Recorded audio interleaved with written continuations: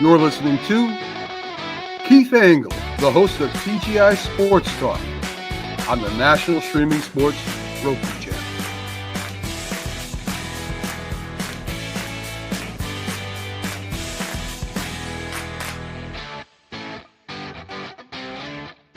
Football season is here, and SeatGeek is my go-to for buying tickets. Now with SeatGeek, every single ticket is backed with their buyer guarantee. We've all had plans change, and when you can't make it to the big game, SeatGeek has you covered. They're the only ticketer that allows you to return your tickets ahead of the event for credit with SeatGeek swaps. So when things come up, I know that my tickets won't go to waste. So what are you waiting for? Download the SeatGeek app to maximize your possibilities and shop live events with confidence.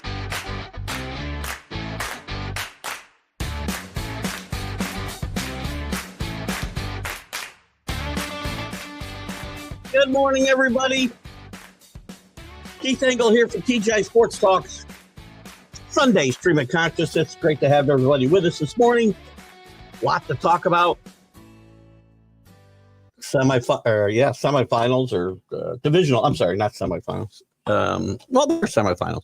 The divisional round in football, NFL. My favorite weekend of the year, and we're going to talk about it. And I'm so bored with social media and other people wearing their tinfoil hats. Yes, there's bad refereeing. Yes, there was 2 bad calls in the Kansas City game. No, nobody's fixing games for the Kansas City Chiefs. Please stop. We'll get into that if you'd like. Lots of reasons that Houston lost yesterday besides those 2 bad calls. And they were bad calls. 2 things can be true. You can have bad refereeing, and the games aren't fixed. Stop. Anyway, we'll talk about the Lions' ineptitude last night against the very good Redskin team. Yes, Redskins from Washington. We'll get into today's Buffalo-Baltimore game. By the way, guys, stop. The people on social media seem to know nothing, and people on podcasts and places know nothing as well. This will not decide the MVP between Lamar Jackson and Josh Allen. That's for the regular season. This has nothing to do with it. Stop. Guys, know something about the sport if you're going to talk about it, okay? What else? We'll get into the Eagles and Rams today as well. Some of the coaching news around. Mike Tomlin was asked to be able to speak with the Bears, and the Steelers said no. I don't think Tomlin even knew about it.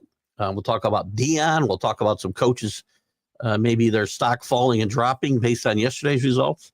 Sasaki signs with the Dodgers. $6.5 million signing bonus. He's only making a minimum next year, by the way, guys. We'll talk about Notre Dame, OSU. We can talk some college basketball. The SEC is dominant right now. 6 teams in the top 10, 8 in the top 15. Duke and Kentucky are resurgent under new coaches. Well, John Shire's been there 3 years now, but has got his sea legs under him. We can talk about the NBA and Kenny Atkinson. I wonder what the Nets think now with Kenny Atkinson having the best record in basketball. Well, one of the best records in basketball, them and the Thunder in Cleveland. Anyway, we'll get into all that and more. And talk about whatever you want to talk about, obviously. I want to welcome everybody watching on Facebook today, watching on YouTube, Twitter, all our TGI Sports Talk, and my personal feeds. We're live on the National Streaming Sports Roku channel. Just came off there for my half hour with them at 8 o'clock talking college football championship and the games yesterday. Bit of a robust conversation again about the refereeing and what it really means to the games and the call at the end of the game. Right call, by the way. Quick shout out to the groups. John Gonzalez at some of the groups. The John Gonzalez at the Sports Authorities. Greg Rawlings at America's Pastime. The Love of Baseball. Flo and the gang. I was going back and forth with Flo a little bit during the game yesterday. And on his group, again, 10 foil hatters. But Flo does some great stuff. Flo and his team do a great podcast, which is broadcast on Let's Talk Sports. Another great friend of the show. Ken Krause at Sports Buzz, Sports of All Sorts, and many, many, many more. I've got to start mentioning more people, but I don't want to that to be the whole show. Ralph Williams at RW Media does some great stuff in Pittsburgh and with a nationwide footprint, specifically the Sports Corner with Smokin' Jim Frazier from 4 to 6 p.m. Eastern every Tuesday. I've been on that show and had a lot of fun. DDH, thumbs up to you. Thanks to you guys for the one-on-one last week with the sound off. Those of you who came in and sounded off, and we can sound off on some of the same stuff today. What I miss? Feel like I didn't do something in my promo, but whatever. Let's see who's with us this morning. We already got some comments up, and I'm sure it's going to be an interesting show today. And I'm going to disagree with a lot of stuff. Good morning, Dave Guyette. I did see your, I just saw your text, Dave. Dave said we talked about Mark Leiter, and I'm still confused if it's junior or senior. I think it's junior based on what I think Rick told me. Somebody told me on Friday. Mark Leiter from the Yankees was at the P&A yesterday after he, I don't know where the banquet was for the Mohawks yesterday. Rick, you probably went. Hopefully you went. You hope you're up to going to that thing. I know you love going to that, and they're big Mohawk supporters. But he showed up to P&A with I guess Keith Griffin. It says Dave says Dave bartends at the P&A. That's a Polish National Alliance, I think, in Amsterdam. So good to have you with us here, Dave. Good afternoon to you, Michael Gott. Good morning to everybody else. Michael's across the pond in the UK. We welcome him. Certainly. By the way, Michael, I thought all the tinfoil hatters were here in the States. I'm in a group called, I don't know, NFL and something in the UK, whatever, and they're NFL fans like yourself, and they're as bad as us ugly Americans about fixed games. I don't know whether they're used to soccer matches being fixed, and maybe they are. I don't know, but I don't believe for a second the NFL's fixed. And if they were, my hard-earned money wouldn't be bet on it. And by the way, for those of you who think the NFL's fixed, I just had this conversation with Mac and James on the the big football show on National Streaming Sports. The last play, I don't care that it made a difference in the spread. It didn't hurt me. I got it at 8.5, so I win. It's the right call at the right time. Any other call there would have been reckless because you get a punt blocked, score a touchdown, nick an onside kick, and kick a field goal, and all of a sudden you got a new game. The right call is to take the safety. It's still a 2-score game, and you get a free kick with no pressure. That is a smart play. So games are not fixed. Stop. CA, good morning. Good to have you with us. A blessed Sunday to you. And there's when was the banquet? Friday night or Saturday? I don't really know. But he was at the P&A, as Dave said. I got your text this morning. I didn't see it until just before the show, Dave. That's why I didn't respond. I apologize. But I'm glad you had some fun. I hope he left you a big tip. And if he didn't, that's ridiculous. Anthony, good morning to you. How about those? Sorry, I can't read your logo right. I should say Redskins there. Congratulations to your Redskins. I'm even to the point where I'm done saying team formerly known as Redskins, team formerly known as Indians. I'm just gonna, now that the Nazi fact checkers fact checkers is a misnomer for sure. Now that the Nazi bots are gone from Facebook, we'll just let it rip. Good morning, Rick Sherlock. Good to have you with us. I know Rick is happy. He thinks the Lions are the dirtiest team in football. Again, I get that's a subjective thing. Lots of teams play an interesting style of football. I think a lot of this is geared towards the attitude of their head coach and the fact that he said we'll bite people's kneecaps at his press conference. I think that drives a lot of that. Good morning, Bill Pulver. I am fired up and ready to go today because I'm tired of the social media BS about NFL games being scripted. I hope my audience is smarter than that because I give you guys credit for lots of things. I've got problems with somebody else in my podcasting universe, and it's gotten pretty boring. Favoritism without merit is unfair inequality, and yes, it's cheating. Don't agree. 100% don't agree. You can be inept at your job without cheating, and NFL referees. And I think I understand your comment, CA. No, it's not cheating. If you know you're making the wrong call, I don't think I think they're inept. That's two big different things. Both of those calls on, excuse me, Mahomes were bad calls. Doesn't mean they're cheating and fixing games.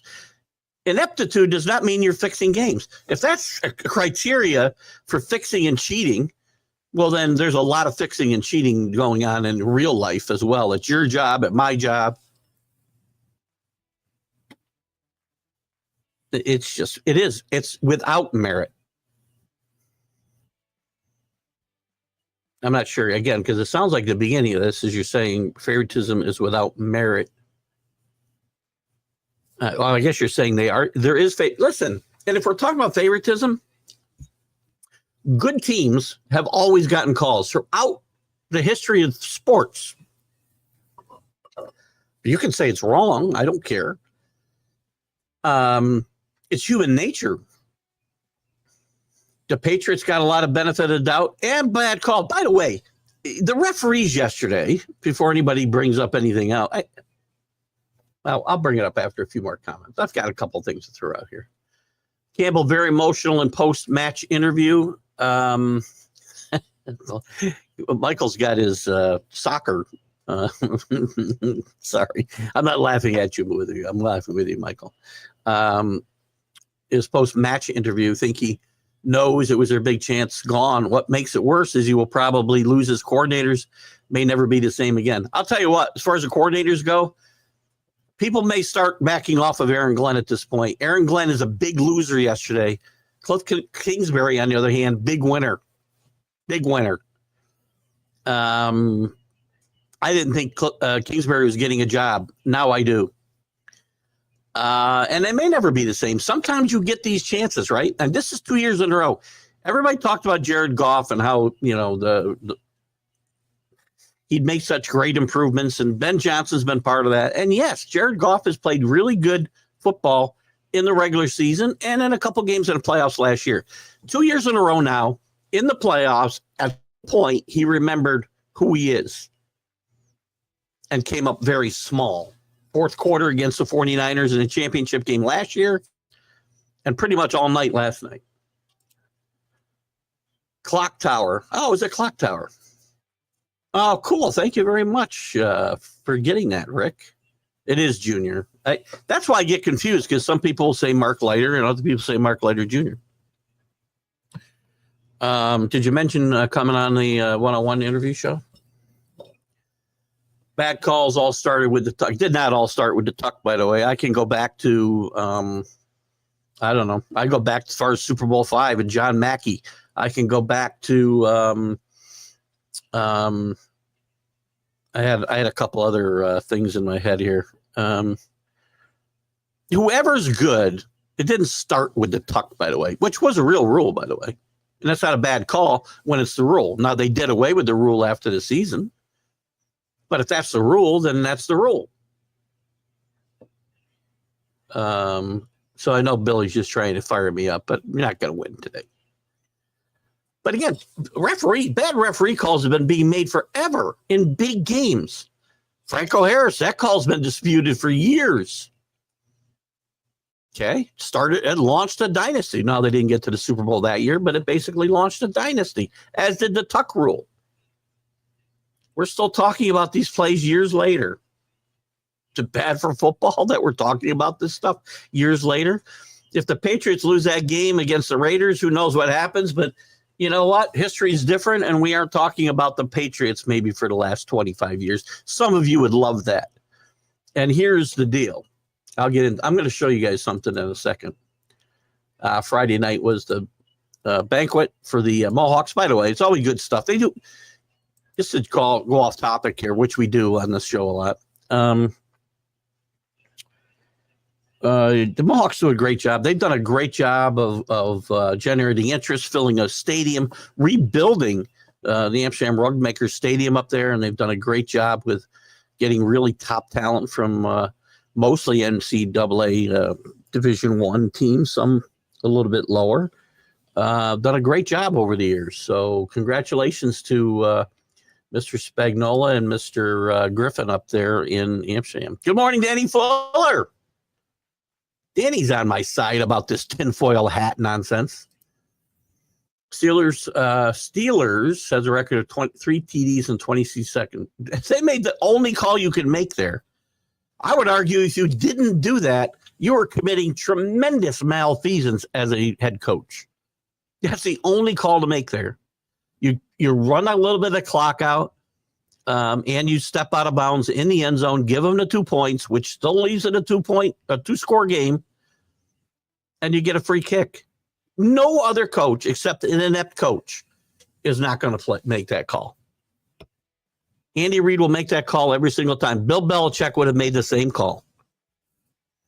Bill Walsh would have made the same call. Tom Landry would have made the same call. Vegas is smiling ear to ear. I'm sure 80% of the people bet on the Lions. I bet the Lions yesterday, absolutely. And Washington, at least yesterday, was a better football team, better coached football team. Not a huge Dan Quinn fan, as you may know.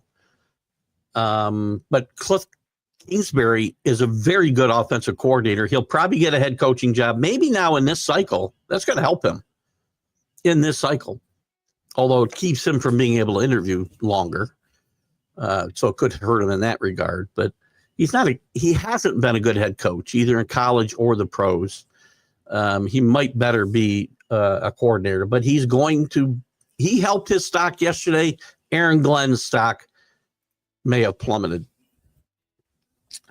Danny's been a Redskins fan since 1970. This team is amazing. It's all been on house money, almost as good, but completely opposite of the Overhill Gang in 1972. Great call. Redskins' only trip to the Super Bowl, which they lost to the Miami Dolphins 14-7, if I remember right, Danny, and their only touchdown was by Mike Bass, who I had on the 101 show here a few months ago. Danny, you might remember Mike Bass. If you didn't catch that interview, we had a lot of fun with Mike Bass that day. Hello, Paul Spada. How are you up in Wisconsin? Let's see if Paul's got his tinfoil hat on today. No offense, Paul.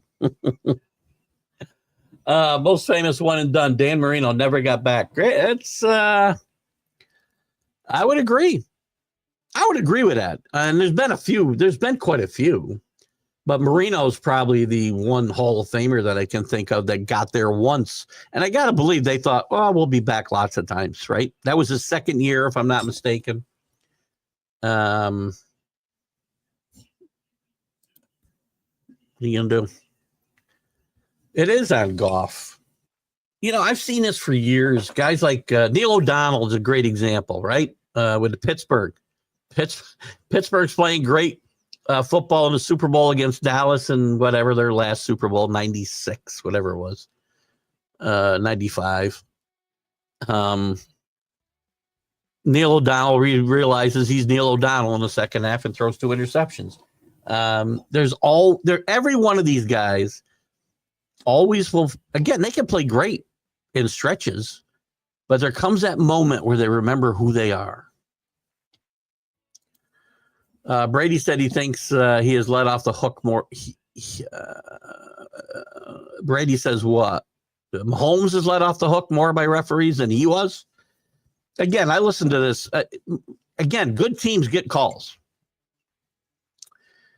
Patrick Mahomes is a great quarterback, no matter what you say about the referees. And I'm not crazy about his flopping, which we see now again. He didn't flop on either one of these plays. The one with Henderson and the other guy when they banged helmets and they barely touched Mahomes.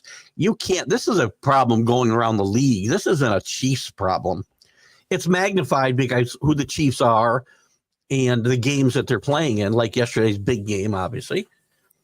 But all over the league, there's quarterbacks running around trying to avoid defenders and not sliding till late. They're juking guys or faking slides, and then they're looking for penalties when they get hit.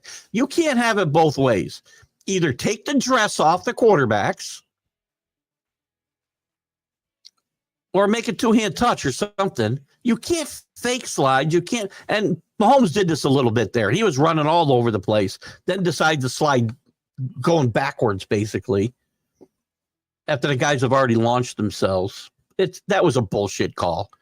But again, bad refereeing doesn't equal fixed games. That's my only argument here. Go defend. I'm not defending bad calls. I'm defending the games aren't fixed.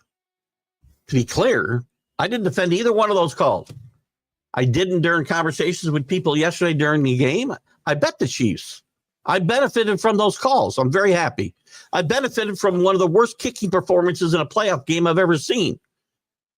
That's the other thing about this game for you guys who think the referees decided this game, and those were two big calls. They led to 10 points. I don't think the referees missed an extra point and 2 field goals. I didn't see them involved in that at all. I don't think the referees sacked Stroud 8 times. I don't think the referees were pressuring Stroud a near record 56% of the time in the pocket during this game.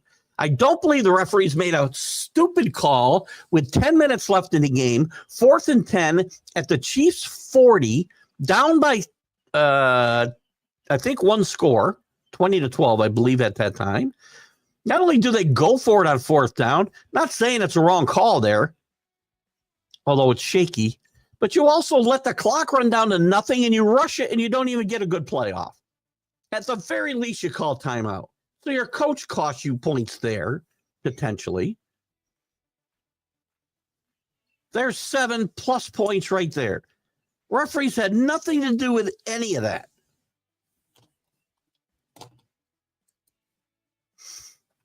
Started with a Hail Mary. That's a great one. There's another. They didn't start there.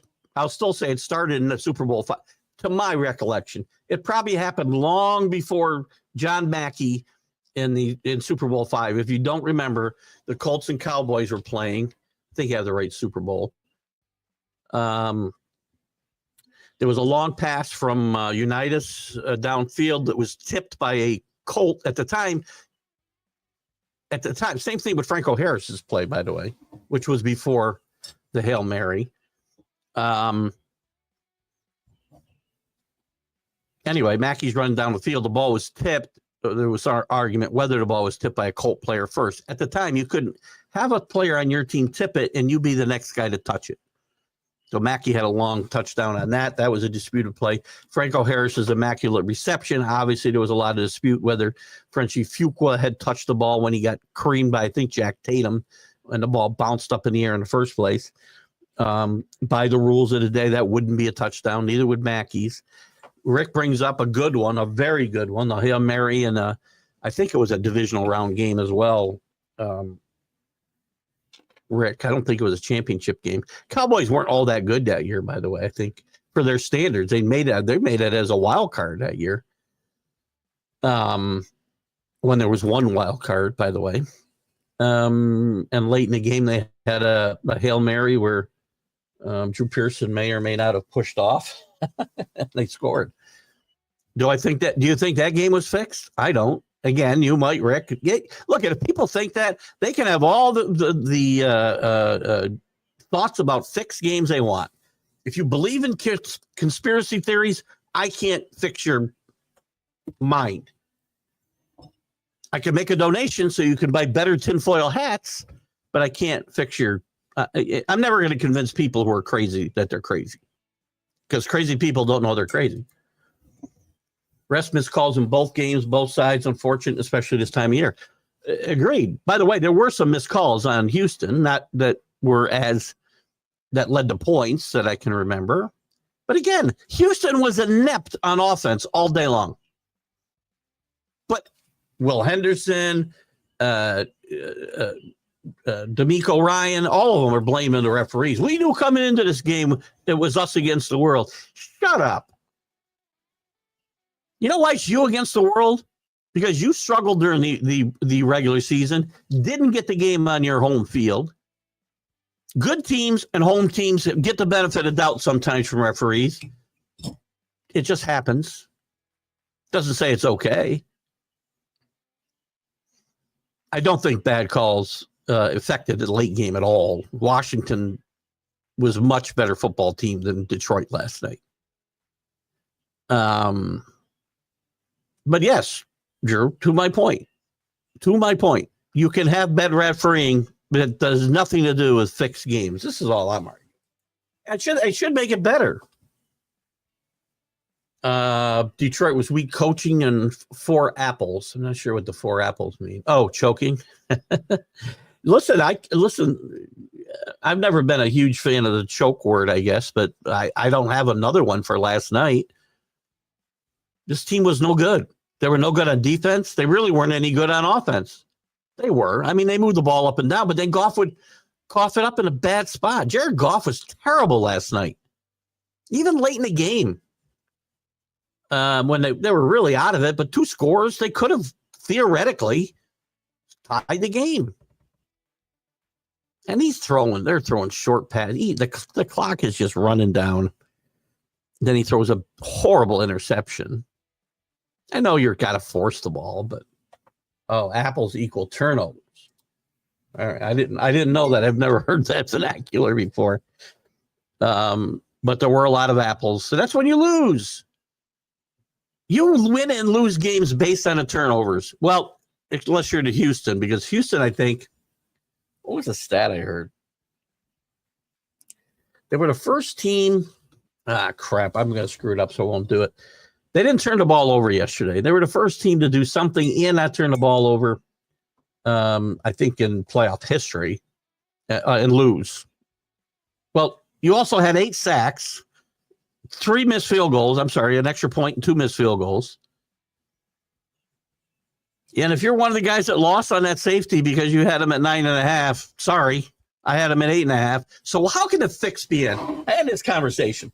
The lines aren't the same in every sports book. So the line went from anywhere from 8.5 to 9.5 yesterday, depending on where you bet the game. DraftKings went to some sports book in Vegas or Atlantic City.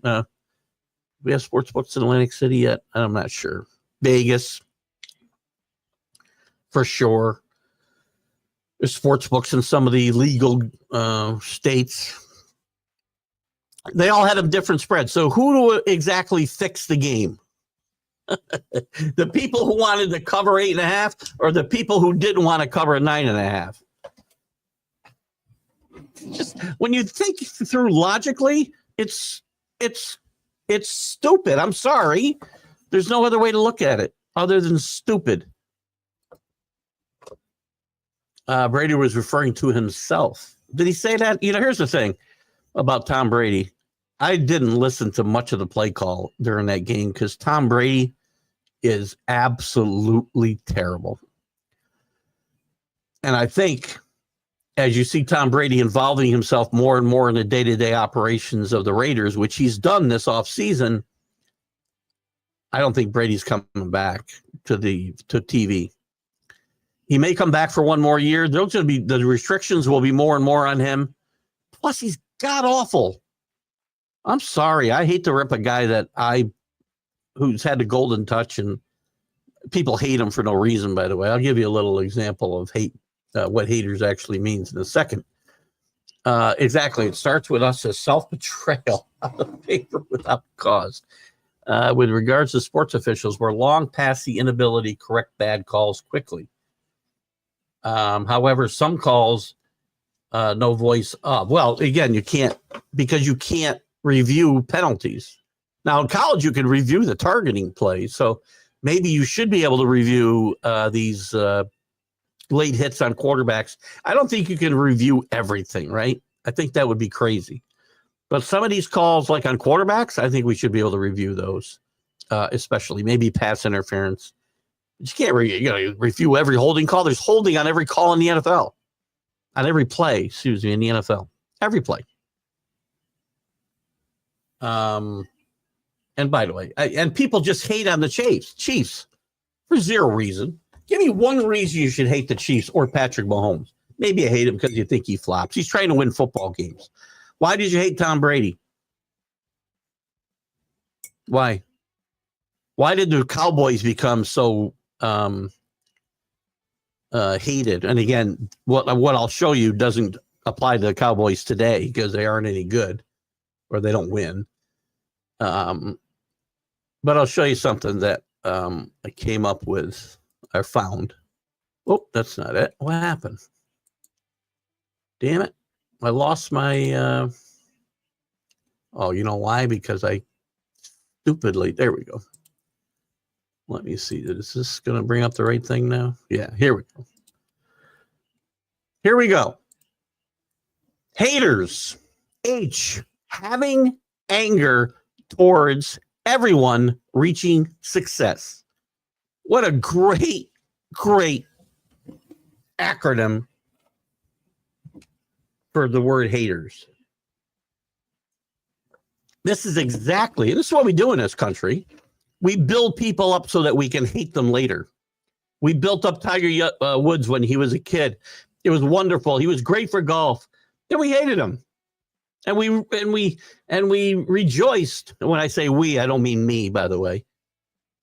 We rejoiced in his downfall and his breakup of his marriage and his lack of catching Jack Nicklaus for major tournament wins. We build up teams. The Patriots were a great story in 2001, coming out of the 9/11 and all this nonsense and 14-point underdogs against the Rams.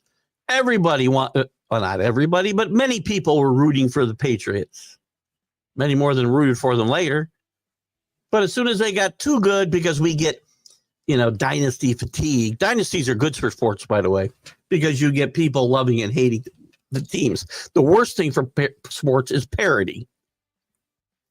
Parity sucks. As a society, we do this in real life. We build people up just so we can tear them down. We do it to musicians. We do it to actors. We do it to politicians.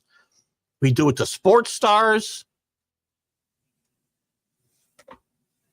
We do it to organizations. That's 100% accurate. There is no reasonable answer you can give me for hating the Kansas City Chiefs.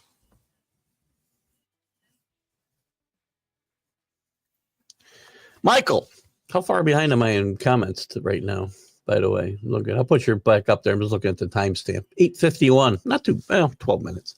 Stay with me, guys. If you make a comment, don't go away. I'll get to it. I promise you. I don't skip anybody's comments. Michael says we have plenty of fans over here with tin hats over here. I noticed yesterday. I haven't really followed this group a lot, and I do share to them.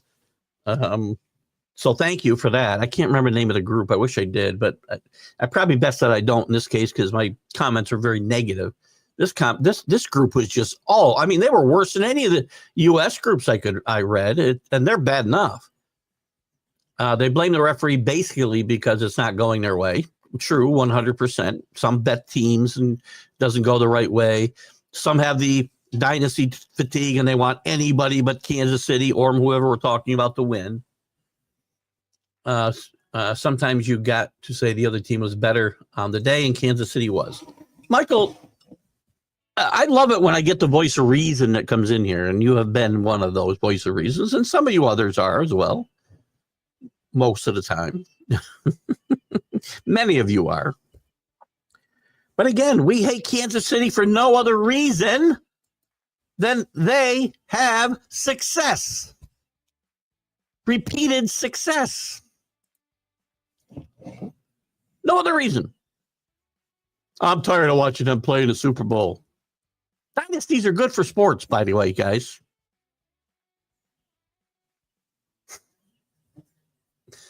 Oh, my God. Thank you, Michael. What do we got here? I'm all over the place today because I'm fired up. And by the way, because the Nazis are gone from Facebook, there's very little chance I'll get the show taken down for anything. I love it. Free speech is back on social media. Not that it was always gone. I mean, as long as you spoke as long as your free speech matched up with what Zuckerberg and his bots agreed with, then free speech was always part of Facebook. Now it's 100%. I can say anything I want here within reason. Can't yell fire at a burnt, crowded building, right? What was that? Did you correct something you said, CA? It's a little late. What'd you say? Oh, voice of reason. I see. I have found being a voice of reason doesn't go very far on the internet. Sorry. Social media is not full of people voicing reason. TikTok is officially dead. I don't have a lot of, I don't care. I understand that 175 million people's lives are ruined today. I saw people crying about the demise of TikTok. Why would you cry about the demise of a social media platform? If that's the case, dude and dudettes, get out of your freaking house and use your phone for more than texting, and don't interact with people through social media only. Maybe go out. Listen, I'm a guy who's a homebody, but maybe go out and interact with people. If all social media went away tomorrow, it would not be the end of my world. I couldn't do this. I couldn't interact with you guys. That wouldn't make me sad, but I wouldn't care. I would care. That sounded awful. I would care that I can't interact with you guys. The fact that social media went away, I wouldn't think is a horrible thing, by the way. Because there aren't a lot of smart people out here. Didn't I? Oh, yeah, I know. If you're going to point out every time I do it today, sure, you might be busy. Oh, is that why I got it multiple times? I thought you were going to point out every time I do it. Ring the bell. Bing. That was easy. Where's my that was easy button? It's in my office. I got to clean my office out, by the way. Danny, Chiefs play like the Lions face mask. Well, Chiefs play like the Lions face mask in real time look like penalties. Huh? Oh, Lions face mask in real time looks like penalties. I'm guessing next year some rule changes are coming on what's reviewable. I in most cases, these reviews have been quickly reviewed. There is an instant replay helper now where coaches don't have to change. I do agree with Danny that I think in real time, you're right. I mean, you're looking at things in real time. The guy was coming from behind to play, quite frankly, who threw the flag. I told my wife when they got together and chatted, I said, they're going to pick this one up. I don't remember, was that one or the first one? One of them, I said, they're going to pick this flag up, which they can do. But they didn't. But again, I know the plays help the Chiefs. You know what? The Chiefs find ways to win. That's why they're good. You know why the Lions didn't win last night? Because they haven't figured out how to win games when they're not playing at their best. The Chiefs have. And you can tell me it's the referees. Go ahead, and I'll say it once again. Read this. Come on. I do agree with you, Danny. I think there'll be some more to look at. No, I'm not going to have an attack. This is my release that keeps me having from a stroke. Pressure release, man. No, I'm going to stay fired up. I appreciate you looking out for me, though, Paul. These crazy freaking people, man, on social media. I mean, again, I literally could find you, if I wanted to spend the time, probably 1 million comments about the Chiefs. I could go easily find you 100 pictures that I could have shared with you today of officials and Chiefs colors, which, that's original. We did that with the Patriots, by the way. Sorry, let me take this down for a minute.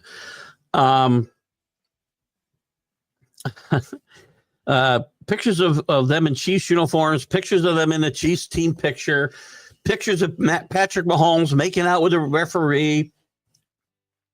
Very adult type conversations, very mature. I'm not the most mature person in the world, as some people will tell you, but just stop and come up with something original. You did that for 20 years with the Patriots. We need something original, guys. P.S. regarding HOA meetings, Billy and I got on. If Billy came on the Sound Off show, we didn't have a one-on-one interview Friday, so we had the Sound Off show, and Billy came on, and we had our own stream of consciousness. I got talking to you about our HOA meeting controversy here, where they've had two meetings, maybe one. But nobody knows. Read your offering plan and search meetings. I found everything I've searched says these meetings need to be open. That we don't get a vote in everything, but the meetings and those discussions amongst the board should be open, and there should be a forum where people have a chance to make short remarks. Not like me, obviously, who goes on and on and on. And things should be done in the open, right? So, again, there's a big controversy going on here. The decisions that got made, to me, aren't such a big deal. It's the fact that nobody knew about them. There was no agenda posted. The meeting's going to be this date at this place. Show up if you like. It's not a matter of whether I would go. I should always have the option. I may not go to any HOA meetings. I don't know. But I should have the option to go if they're going to discuss something that matters to me. Now, the things that got decided weren't a big deal. I guess there could be a slippery slope there. And I won't go into what they decided, but I don't know whether I agree or disagree. The point is, if I cared enough, I should have been allowed to go. Michael. This is for everybody. Scary, Michael, what you're inviting here. Hope it's possible to answer. Who are your top 5 all-time Heisman Trophy winners? I can give you that easily. I'm going to pull up my list anyway. Number 1 is easy. Archie Griffin, who I think is the best college football player of all time. 2, Tim Tebow. Let's see. Let me give you a few others. And I'm going to give it to you in my lifetime, right? I'm not going to go back to whatever. I'm Travis Hunter. I'm going to put Travis Hunter on my top 5 because Travis Hunter did something that hadn't been done in decades. Played both sides of the ball full time and was super effective on both sides of the football. He averaged 120 plays a game. Nobody does that. Let me go back a ways here. Said Tim Tebow. So I got 3, right? I gave you 2 more. Pretty easy. Shouldn't be that hard. Well, I'm getting harder as I go down here. Not so much. Bo Jackson. And Doug Flutie. How about that? Those are my lifetime. Am I leaving anybody out?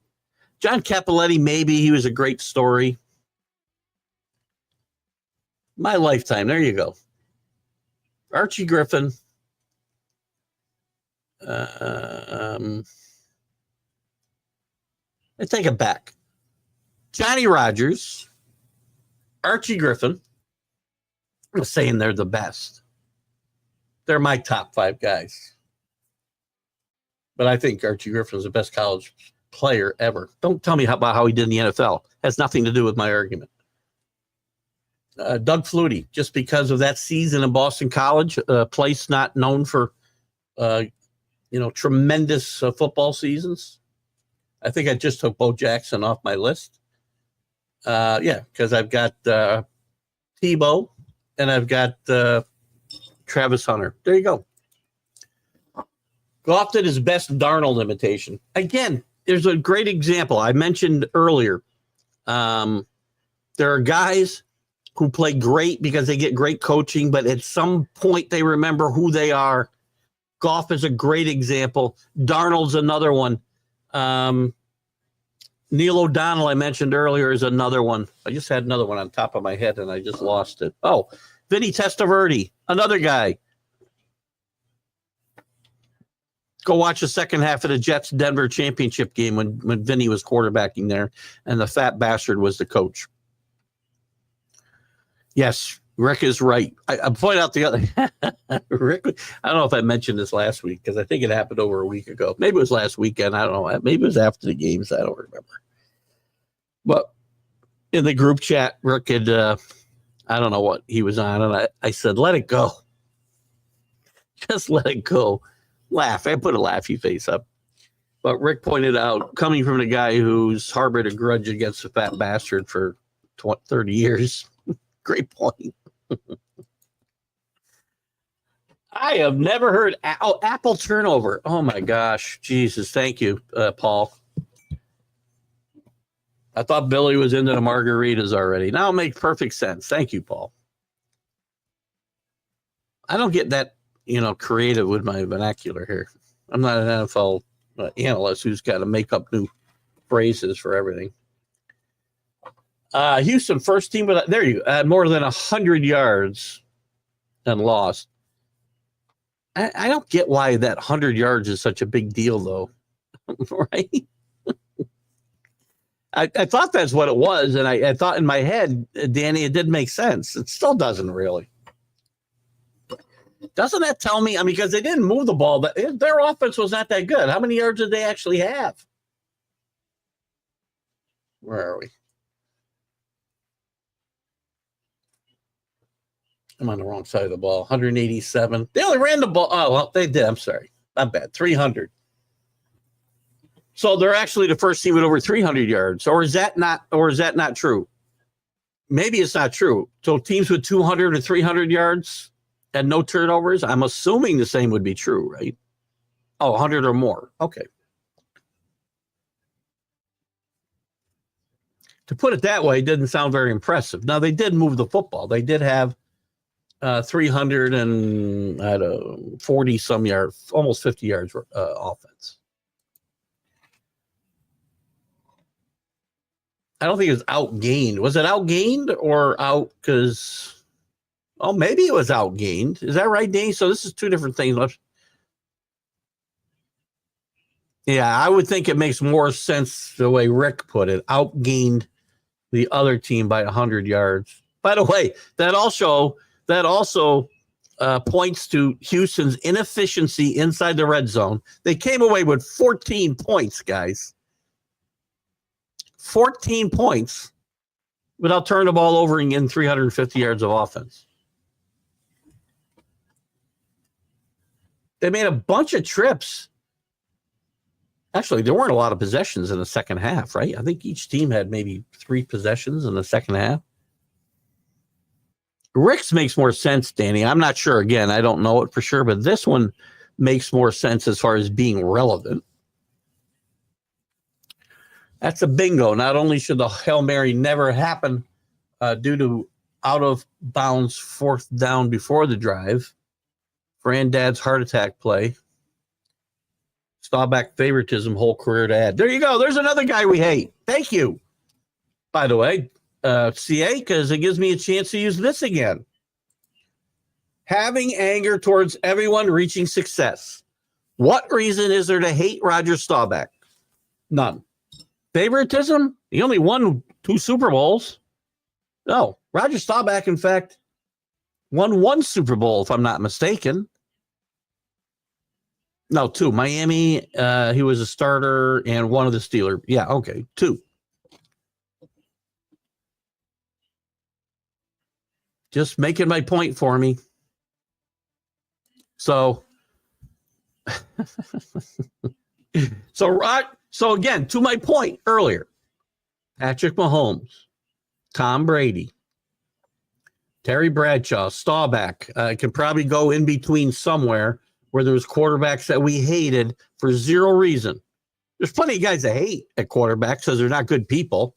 Ryan, but they're not successful though. So what's the point of hating them? People didn't hate on Peyton Manning because he only made it to 2 Super Bowls. Well, 3. Sorry, lost, and he lost 1. Houston was the first team not to have a turnover and over 100 yards and lost. I'm still confused. I don't know what the rule is. I'll check it out later. Because Danny and Rick are saying 2 very different things. So, Danny, just to be clear, you're saying they had 100 yards of offense, which they had 350 almost, and lost without a turnover and lost. Rick is saying they outgained Kansas City on offense by 100 yards or more without a turnover and loss. So I don't know which one it is. You guys can figure that out. We can, but I don't. And again, I do have this on here. Sasaki, and again, I'm sure this is going to go back and forth, Drew, because this conversation will be a stream of consciousness. There's no way we're going to stay on this topic without having to go back and forth to it, which I'm happy to do. Sasaki did sign with the Dodgers. I mean, again, they're going to have one of the best teams. They're going to have the best team on paper in baseball. They're going to have a great pitching staff, starting staff specifically, if everybody stays healthy. Yamamoto was good last year, except when he was injured. And, he had a horrible first start. He didn't have an awful rookie year. Sasaki is only like 22, 23 years old. He's getting $6.5 million in the international signing bonus pool money, but he'll only be paid the minimum next year. Anybody could have gone and made this deal. He wanted to go somewhere where there were other Japanese players, and he'll have a couple of them on the Dodgers. Yankees and Mets were eliminated. They could have come and got up this money. Toronto tried to get more money to offer up because you can trade this money. They made a trade with the Indians that got them an extra $2 million. But if I'm not mistaken, that kind of capped them at $4.5 million they could offer, or around there. And believe me, I'm not a Dodger fan.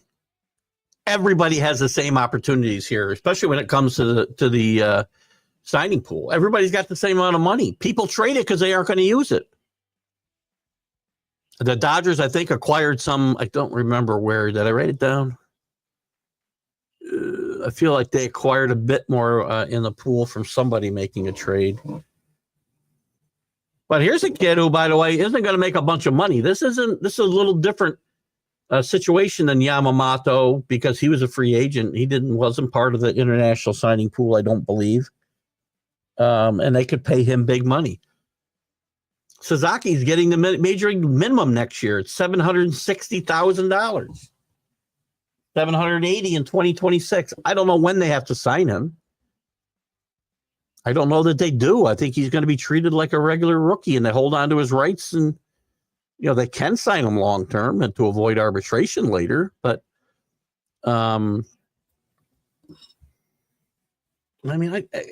again, being a Yankee fan, I know that we would have the wherewithal to go get him.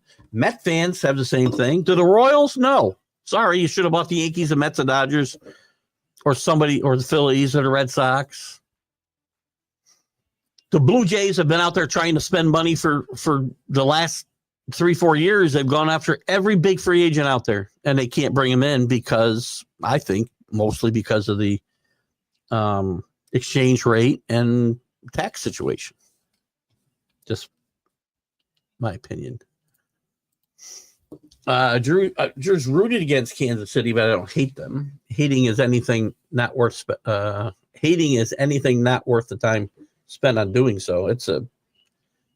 I don't hate. I hate Bill Parcells, but I spend very little time thinking about him, except when people bring him up here. Actually, I just brought him up here, so maybe I'm wrong. Hate's a very strong word. I dislike a lot of things. But when it comes to hating football teams, this applies 100%. And I'm going to keep this slide forever. Actually, I got to download this. Where is that? There it is. Let me download this. Save image as. I want to save this to my pictures so I don't lose it, because I'm going to use this for the next bunch of weeks as everybody continues to root against Kansas City. I mean, everything's devolved into some of the shows I appear on to not so much today. I mean, if we have legitimate conversation about it, but the whole Kansas City is things are rigged for them to win. Now, you can root against Kansas City. That's certainly acceptable. But when they win, Drew, you're not out there posting nonsensical tinfoil hat crap about conspiracies in the NFL wanting them to win. Similar to when the Patriots were winning, by the way, because we all know Roger Goodell wanted the Patriots to do well because he had such a great relationship with Bob Kraft and Tom Brady. Stupidest thing ever. The last thing the NFL wanted was the Patriots to be winning when they felt they were cheating. It's stupid. I mean, think about how ridiculous that is.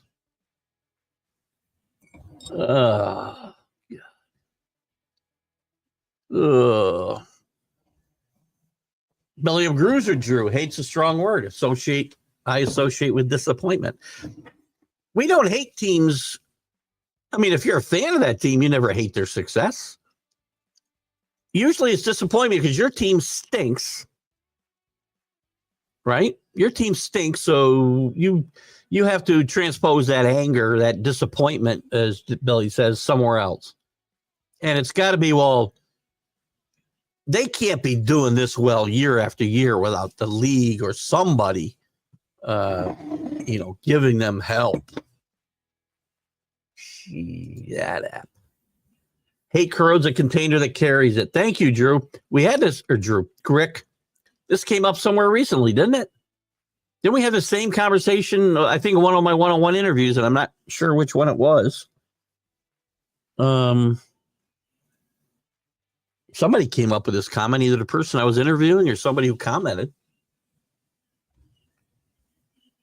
You sent this to me, Rick, in regards to something, maybe in this topic. I don't remember. Yes. Now, as I remember, you sent this to me, this quote. Who's this quote attributed to, by the way? We want to make sure we don't get plagiarism accusations from the good people at Facebook. Is me continuing to call them Nazis? Is that hate talk? Probably is, right? I mean, I don't hate Facebook. I don't hate social media. I make good use of it. I don't like the way that it's misused. CA's wife was in a shake and bake HOA community until I got her out of that mess, but not until she won the best Christmas decorations contest. Big prize, I'm sure. I knew this was going to be a cluster. You know what? As soon as we took it over, which was in October of last year, it was only 6 people, and I wasn't one of them. I got mad about some of the posts put up about if you're not willing to volunteer to be on the board, don't criticize them. Well, I have lots of reasons for not volunteering to be on that board at this time. This latest debate may have me changing my mind. I don't need people calling me in the middle of the night about, why the driveways haven't been plowed, for instance. But I don't think not volunteering means you don't have a voice in what happens in your community. That's just stupid. And that was one of the things that ticked me off about this situation. That was actually the thing that pissed me off the most. Herschel Walker is a good pick for, he asked for 5, Rick. You would add Herschel Walker to my list. Maybe you agree with my list. I don't know. I debated Herschel Walker, and I could probably put Herschel Walker in and take a Johnny Rodgers off. But if you watch some of the big games, and I didn't see all the games Johnny Walker played in, I was Johnny Walker. I've seen a lot of Johnny Walker in my life, but Johnny Rodgers was probably 13 years old, maybe 12 and 13 years old. But I remember the games, but I've watched them all on YouTube.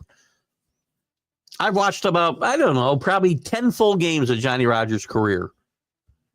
The guy was a game changer. A game changer. In one of the games of the century, it was Nebraska against Texas, I believe. And Johnny Rodgers just, maybe it was Oklahoma. Oh, it was Oklahoma. Johnny Rodgers just took over the game. Returning kicks, pass receiving. Great player. Now, maybe I could put Herschel in there and dump him. I'm not dumping Archie Griffin ever. I'm not ever going to change my opinion that Archie Griffin is the greatest college football player of all time. Still the only back-to-back or two-time Heisman winner. Chain's Cousins was practicing his future media gig yesterday.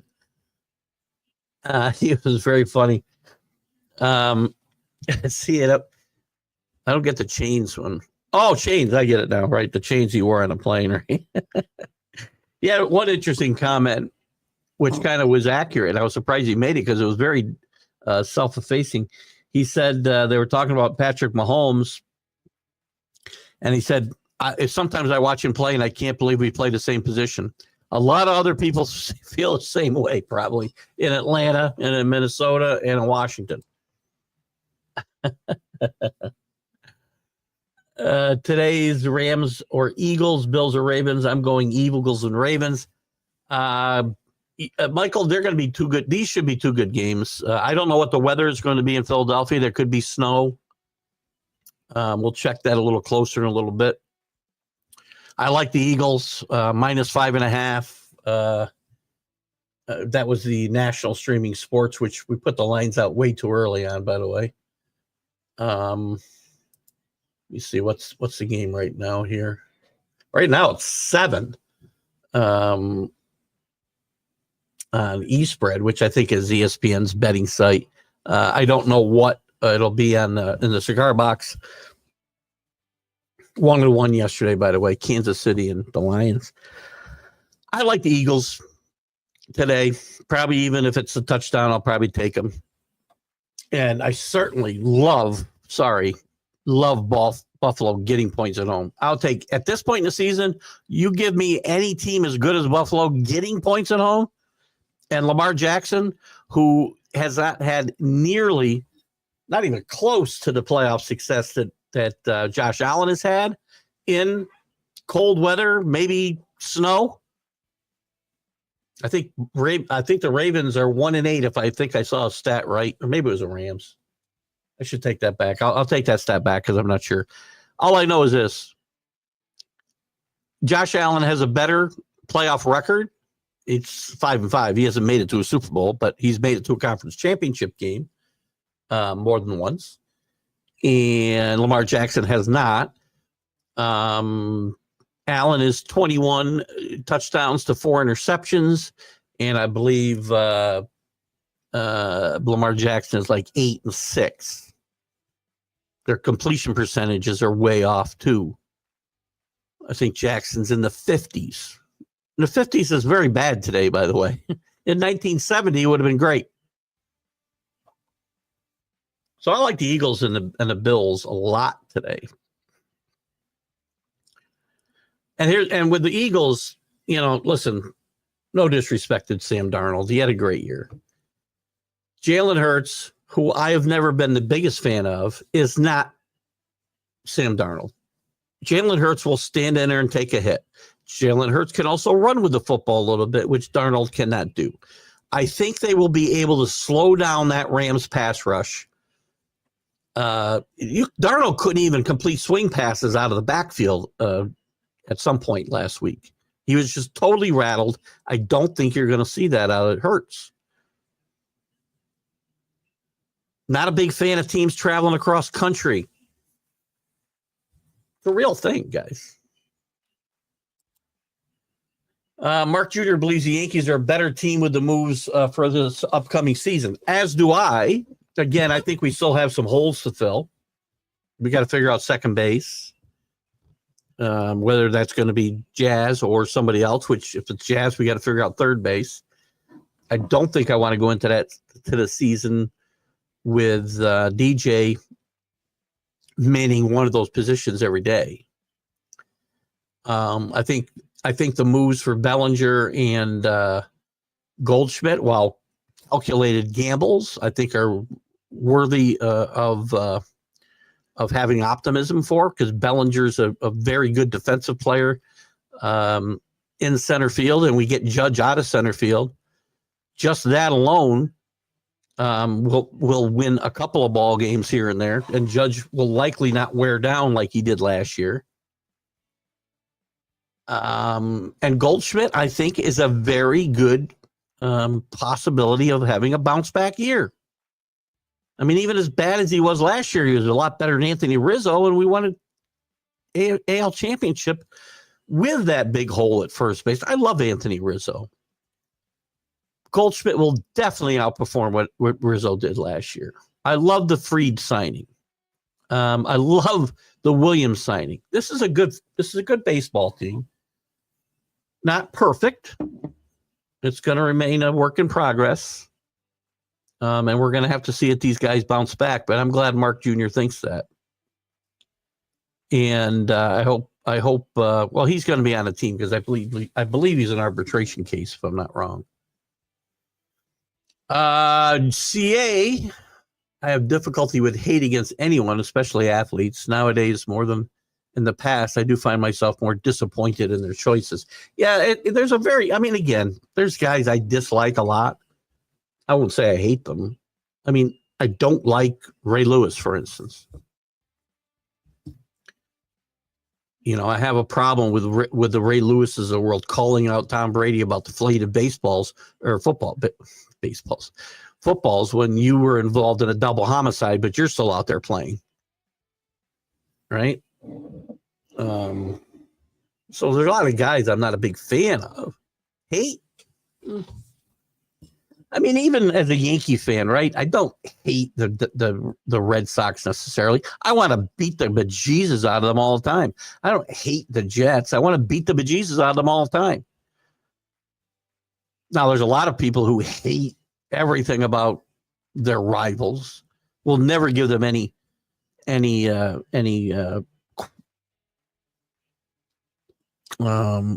them any due at all for anything. If they're winning, it's got to be because of somebody helping them, not the fact that my team, again, sucks. Get better. I used to tell people all the time, get better. If you get better, you'll get referee calls. If you get better, you'll beat my team. That's happened now, by the way, in football. What time is it? 9:38 already. Sasaki, I agree 100%. He was always going to the Dodgers. Other Japanese players, we said, proximity to Japan. I guess. I guess that makes sense. The West Coast is an easier trip to Japan. So guys have been in Seattle a lot as well.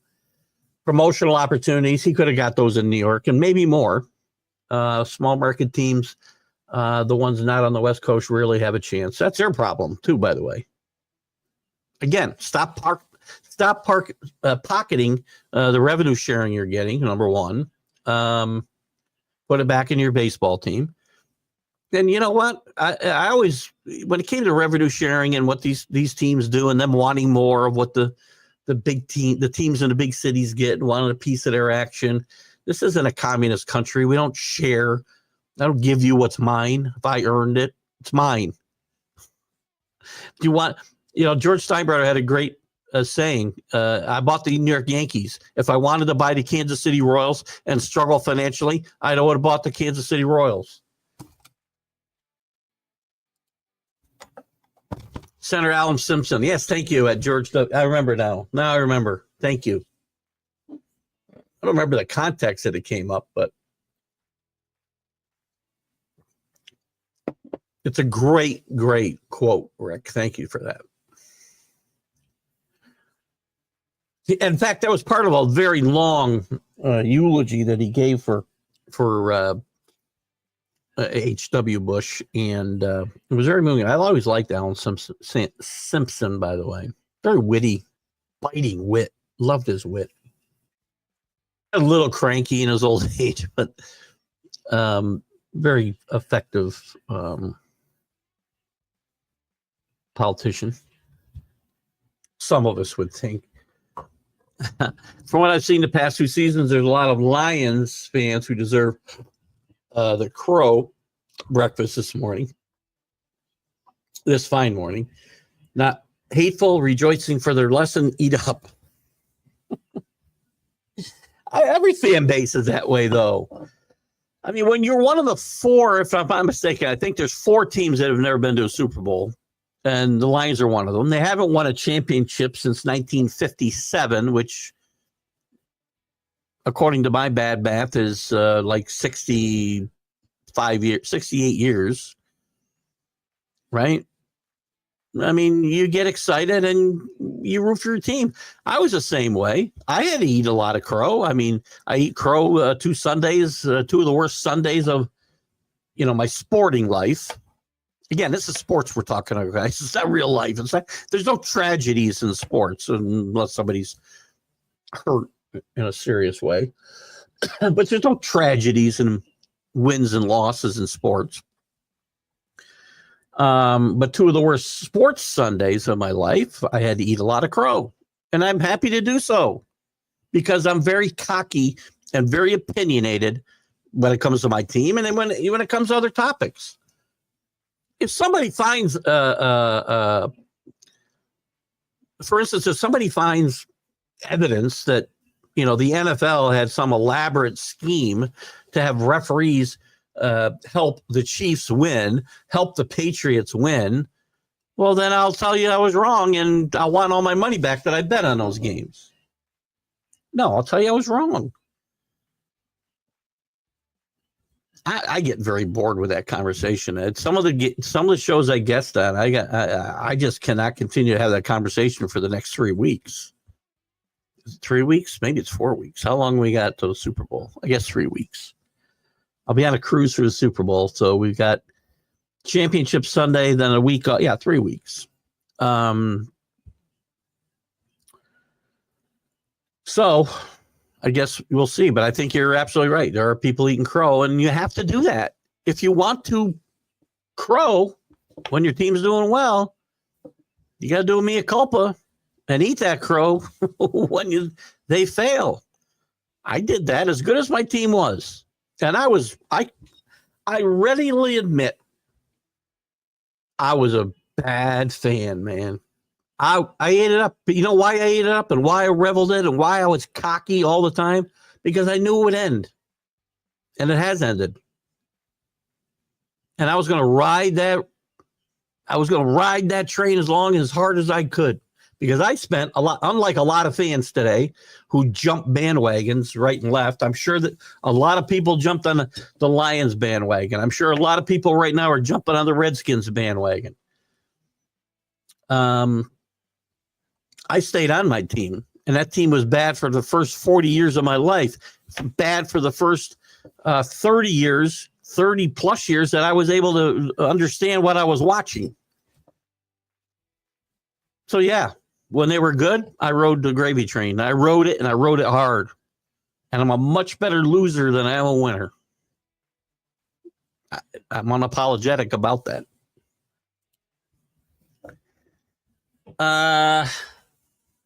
It didn't help Detroit that they had 60. Again, Rick said this would come up. Every team's hurt this time of year.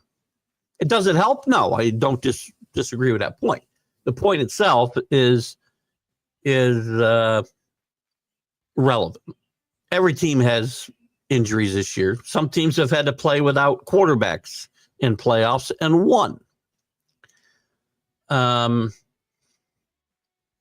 Injuries are part of football. Some teams get more injured, others don't.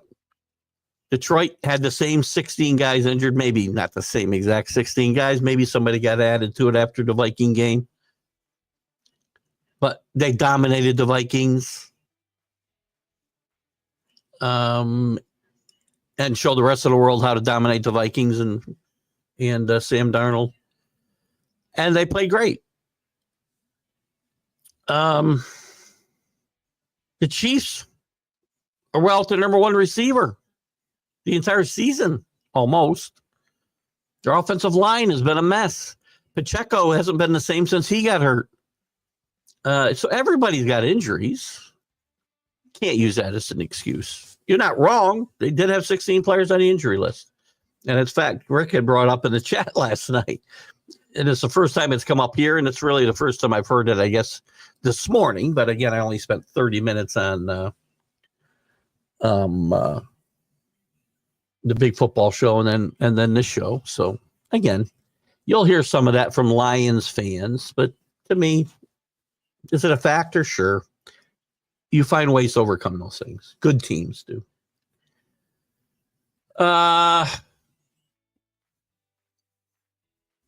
Why? It's a perfect color.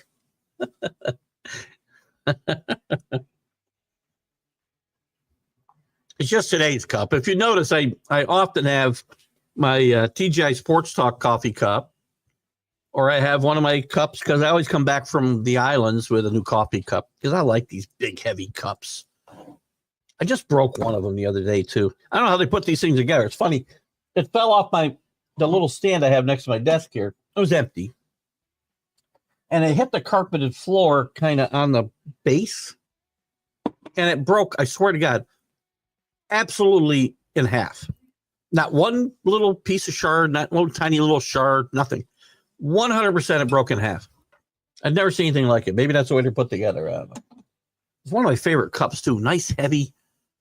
I can get about 20 ounces of coffee in the thing.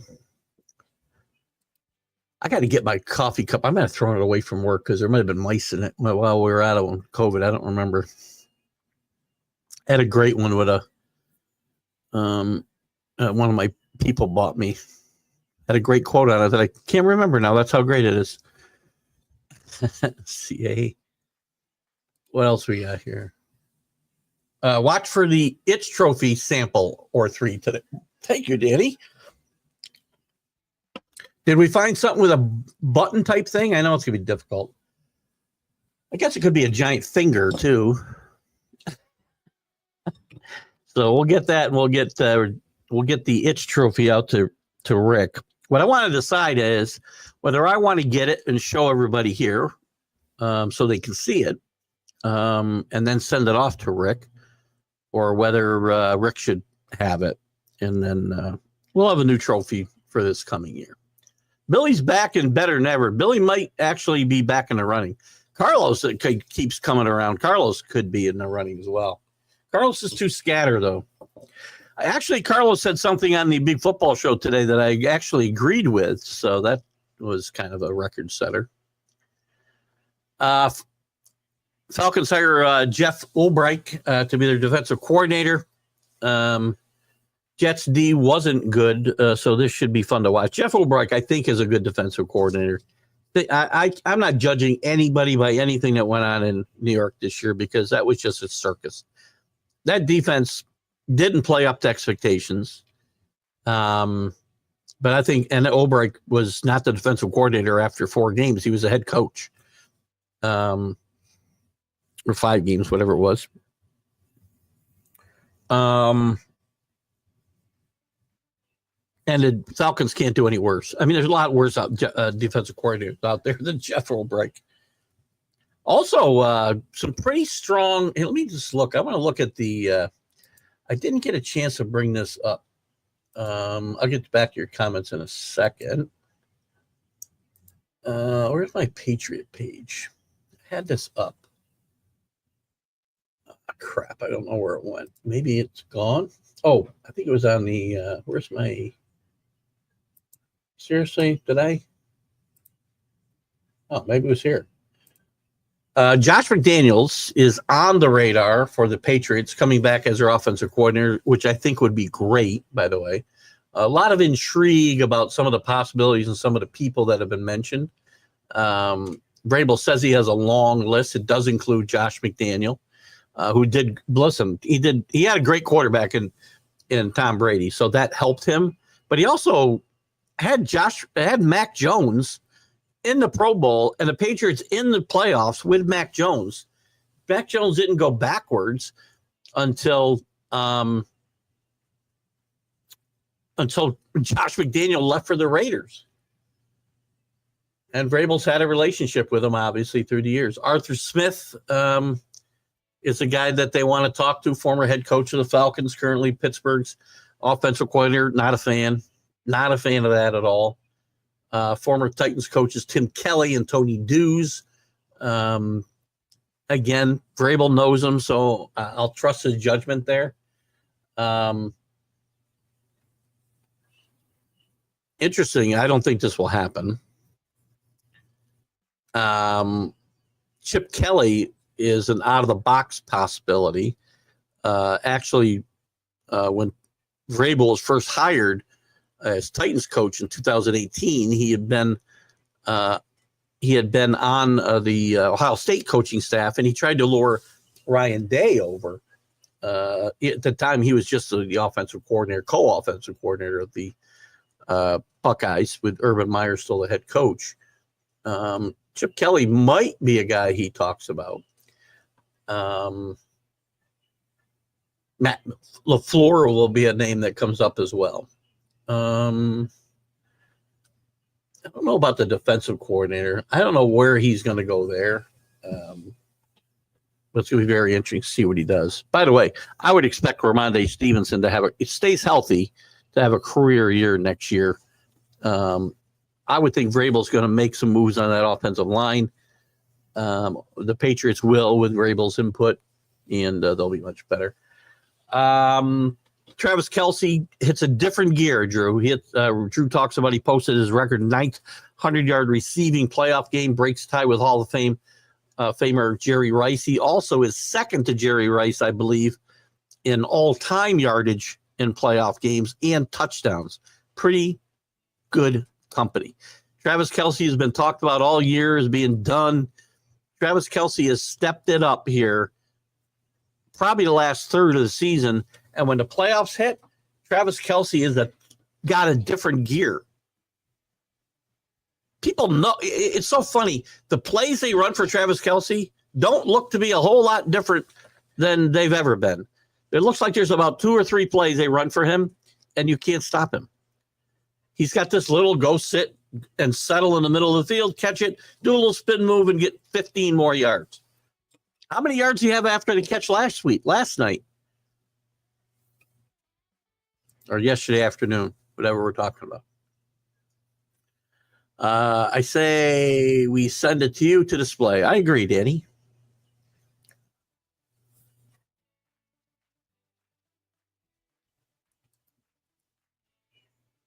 But you would say we get it to Rick eventually, obviously, right? We'll display it, and then we'll get it to Rick. Its trophy design should include one with a hand scratching a butt. Well, again, the itch isn't really about scratch. Well, it is about scratching an itch, but it's more about the button pushing aspect, right? That's why I like the button part of it. Originally, Dan and I talked about a finger pushing a button, which might be tough to get on a trophy. But that's not a bad one, Drew. Rick, I would like this to be prominently displayed in your living room if we do get Drew's. No matter what we get you, I would like it prominently displayed, probably in your living room, wherever you host the most people. And Jets are drama, Drew. They are. Billy came on and talked about the Jets, and he's a Jet fan, sadly. Sorry, Billy. What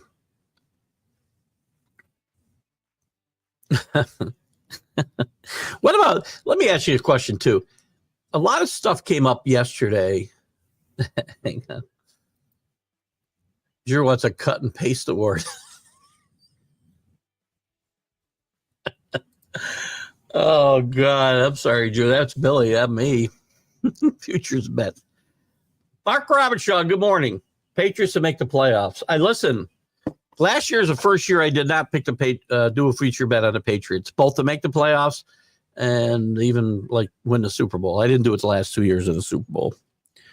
I like futures bets. This is why I have $7,000 on the line. Not my $7,000. I have $100 bet, which $100 I turned into a $300 with free money on plus 2,500 on Notre Dame to win the national championship.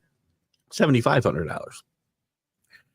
So I would love futures bets. This is the first time I've been in a position to win one in a while. Did win some future bets on the Patriots when they were really good, but you weren't getting plus 2,500 then. I mean, right now, what is it right now to bet them to make the playoffs? Let me find out. I probably can't find out here because that's my work computer. Let me do it here.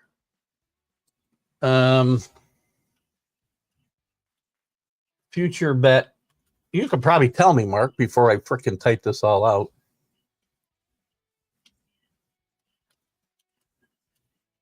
Let's see what I find.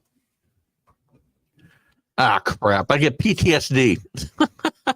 Future betting guide. If I could pull up my DraftKings thing quick enough, I would look, but I can't find it quick enough. We'll talk more about that. Mark, tell me what it is. They got to be, to make the playoffs, they got to be at least plus 1,500. No? Maybe more.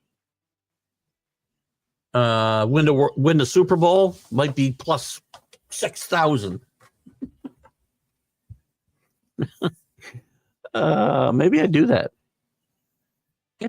Those are value bets. Santa this year left me high-tech coffee mug. It keeps hot longer and even outside as well as below freezing. Cool. I think I've got something like that somewhere. CA. I know I've got freezy. Well, I've got not the cups, right? But I got, Contigo or Stanley stuff that I'll tell you. I will get a cup of coffee. I will put a thing in my Stanley, and please don't tell me about recalls and whatever. Not really interested. In my Stanley, or I got a Stanley and a Contigo that work. I think it's Contigo. That are so good. I'll put a coffee together 11 o'clock in the morning, 10:30 in the morning, actually. Seal it up, put it in my car when I go watch football on a Sundays, which is done. We're done for the year. But get back in my car at 4:30. That thing is still freaking piping hot. Good stuff. One thing we haven't talked about, 10 o'clock. Made our picks. Yesterday, at the start of that game, what's the guy? Boyd. Chris Boyd got himself a unsportsmanlike conduct penalty on a long kickoff by the Chiefs, and the Chiefs returner fumbled the ball after the end of the return, and then there was unsportsmanlike called against Boyd, which gave them half the distance to the goal, and the special teams coach and half the sideline is screaming at him. And when Ross approached Boyd, that's the special teams coach, Boyd in the field, Boyd shoved him. I mean, shoved him. I get emotion, and I stood up for Travis Kelce when he had a little sideline altercation with Andy Reid last year. But people yesterday, again, social media people, were comparing the two. And there's another piece to this too. They were comparing the two instances like they were like comparable. To me, they're apples and oranges. If you watch this play, he nearly was running at least half speed and just reached out and pushed him, nearly knocked him to the ground. There was never going to be an instance where Travis Kelce was maliciously, this guy did this in the heat of the moment. And I did give Kelce credit. So maybe will sound a bit hypocritical. I don't want it to be because I don't think the situations are the same. But Kelsey had a little altercation where Reed got bumped, not pushed, bumped.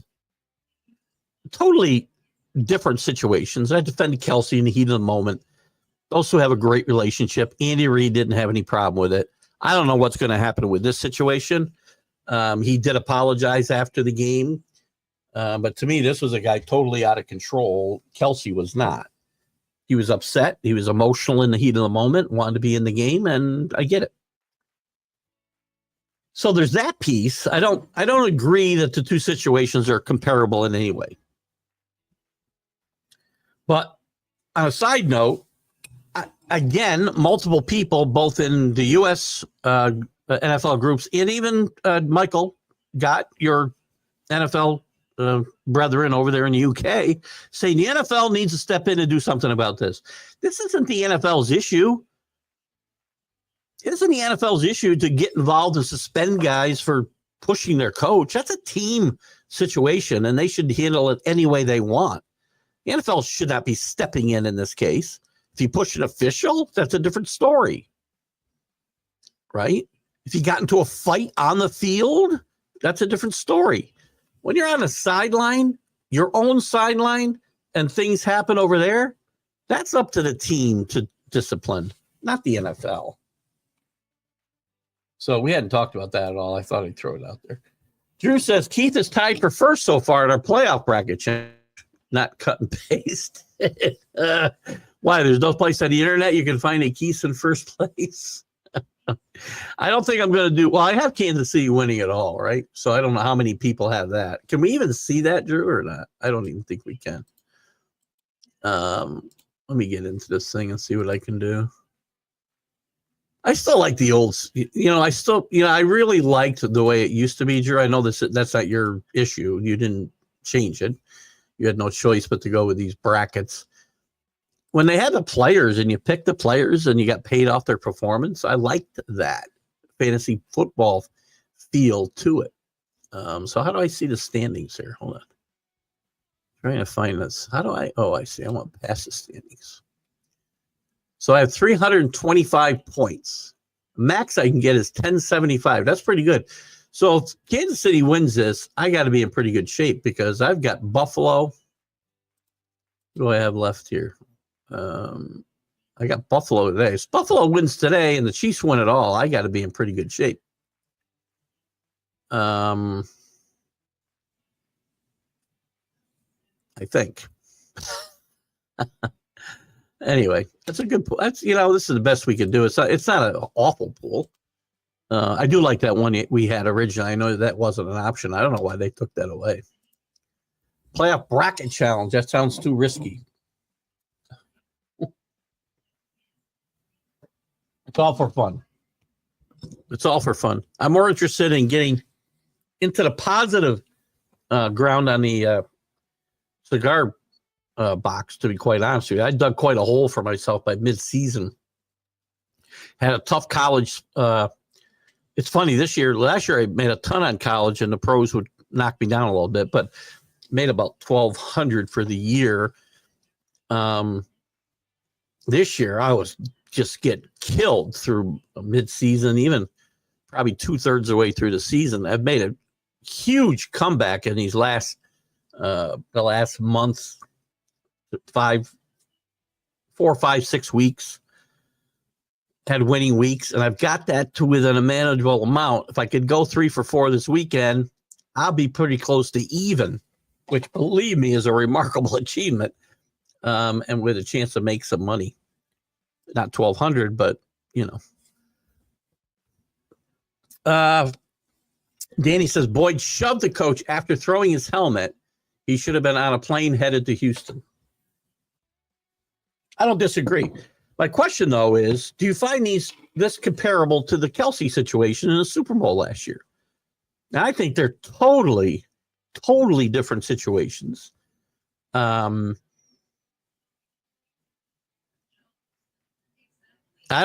just don't find any situation, and I don't think the NFL should be getting involved in the coach-player situation. Now, the throwing, I forgot about the throwing the helmet, which he did on the field. So the NFL can do something disciplinary in a disciplinary way because of that. But I don't believe that they can or should be doing anything what happens on the sideline within a team's interaction with either their coaches or their own players. That's for the team to do, and sending him back to Houston is certainly I don't know. Did he play the rest of that game? I think he did. I mean, I think he's only a special teams player, isn't he? Let me see. Let me go back to this scoreboard. Let me see if I can get what else did Boyd do? Chris Boyd, he played more that day because he had 2 solo tackles. So they didn't bench him even for that day. So he played more. Different coaches handle things different ways. I think that's totally for the coach to decide what to do. I don't think it sends a great message to the rest of the team. But again, listen, human nature, I guess unless you're Bill Belichick, human nature says if the guy's going to give you a chance to win, you might make a different decision than if he's just a special teamer who doesn't do anything else, and he's a body. Remember, Bill Belichick benched Malcolm Butler in the Eagle Super Bowl, and while Malcolm Butler hadn't had a tremendous year, there's no doubt in my mind that Malcolm Butler would have had an impact on that game, and Nick Foles may have a statue outside of the football stadium in Philadelphia. There are limits, and Boyd was way over the line. I agree 100% in this case. Spent 4 years on the Vikings, don't remember any issues. It's weird. I don't understand because, again, I don't know what the coach was yelling at him, and it doesn't matter what the coach was yelling at him, but it didn't seem like he was even close enough to the sideline when he started to kind of lash out. It isn't like this guy was right in his face and he pushed him. Guy didn't have a chance to get in his face. He might have been just frustrated with himself, right? And didn't want to hear it, but he could have just walked away from the coach, which would have been disrespectful in its own right. But I do believe that was way over the line. But that part is still a team issue, and I don't think it's comparable to what happened with Kelsey last year. Just me. What do you got here? CA. Rangers have joined the Stars on the Victory app, meaning everyone in DFW area gets to watch baseball and hockey free with commercial breaks like it once was. Never should have changed. I don't know that much about the Victory app. I mean, we get all the Ranger games here, obviously. We get a lot of hockey around the league as well. I mean, here you can get the hockey package, at least with the cable packages that I have. You can get it on ESPN Plus. So again, things you got to pay for, but I don't know that much about the Victory app. So, not much going. It's still not good for the Rangers in hockey. Jesus, how your Stars doing anyway? And we'll get, once football's over here, we're going to get Jim Behringer in. We'll talk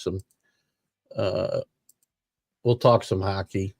Rangers are still kind of kicking it around a little bit. 22-20, 6-2-2 in their last 10. Though they're starting to turn around a little bit. The coach is getting some heat, of course. As soon as it's New York. As soon as we had a great year last year, and as soon as they start to slide a little bit, coach gets the heat. The Devils, who had played really good hockey, have kind of fallen some hard times. 2-5-3 in their last 10.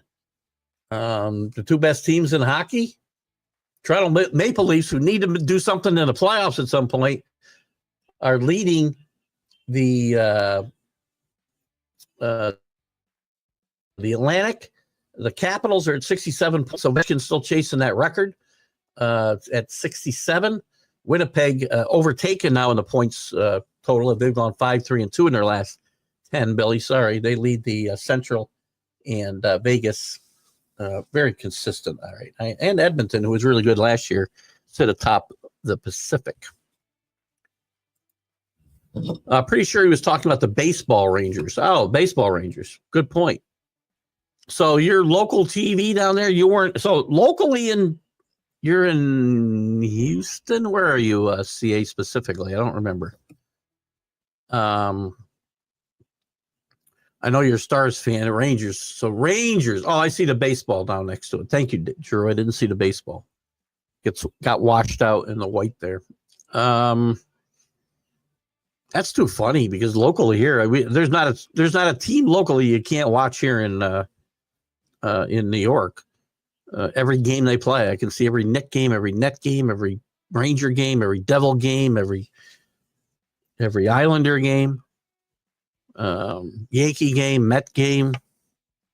You mention it, we can get it. So thank you, Drew, for pointing that out to me.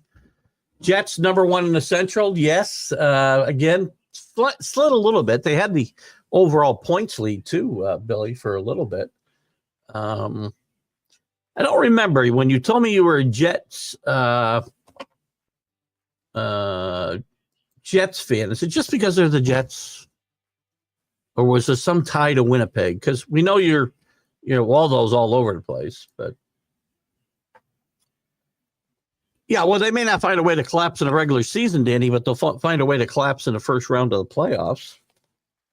What they do. I don't know. Danny hasn't been on too much when we talked hockey. You're a big hockey fan, Danny.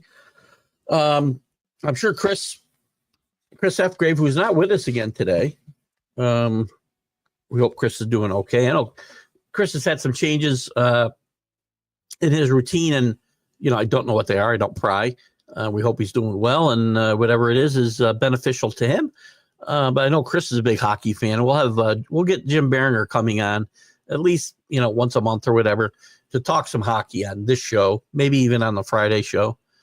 I've been thinking what I might do is incorporate Jim into when I don't have a one-on-one interview show. I haven't decided yet. I really want the sound off aspect to work, and I want to bring guys in to kind of give them their chance to rant. And it's been mildly successful in those weeks we don't have an interview. But I might start bringing Jim in. In fact, if I don't get an interview this week, I think Jim Behringer will be on to bring us up to speed on hockey. So, Danny, if you're a big hockey fan, we'll do that. CA just finished watching the Australian Open round of 16. Now watching Latin American Amateur Championship. I don't know what that one's for. The Australian Open we know was for tennis. And golf. Looks like golf. Cool. Danny's a Kings, obviously, and Red Wings fan. I have trouble with these multiple team fandoms. Again, everybody can do what they want. I can't do it. I mean, I have my teams. I'm a Yankee fan. I'm a Patriot fan. I'm a Knicks fan. I'm a Ranger fan, and I'll admit to being a fair weather Ranger fan. But otherwise, I mean, yeah, you know what? I usually root where my money is, right? College, I'll root for good stories, but not in the pros. Pros, I stick to my team and wherever my money is. No, a lot of teams. I think I know guys that think, Todd, if you're listening, who think it's okay to rooting for every team in a city is okay. I could be a Met fan, a Yankee fan, a Giant fan, a Jet fan, a Knick fan, I can root for every team in the city. I'm having trouble with that. Then he's had half a season. I'd had half season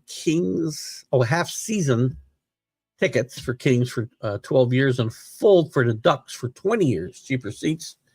LOL. I dislike the Quacks. Dodgers also signed a 17-year-old pitcher from the South Sudan. Interesting. Earlier, the Pirates signed a player from Uganda, also not cut and pasted. I don't think you cut and paste everything, Drew. So I think you're fine. You don't have to. You don't have to have the disclaimer. I mean, you can send Billy a nasty note if you want. Interesting, Drew and it came up on the. I think Drew and I talked about it, and the group might have talked about it on the MLB update. The A's signed this two-way pitcher. He's 18 years old. The next Ohtani, right? I don't think there's another Ohtani, but maybe this kid develops. Maybe it'll be interesting. For the money we're paying guys, maybe we should see more two-way guys.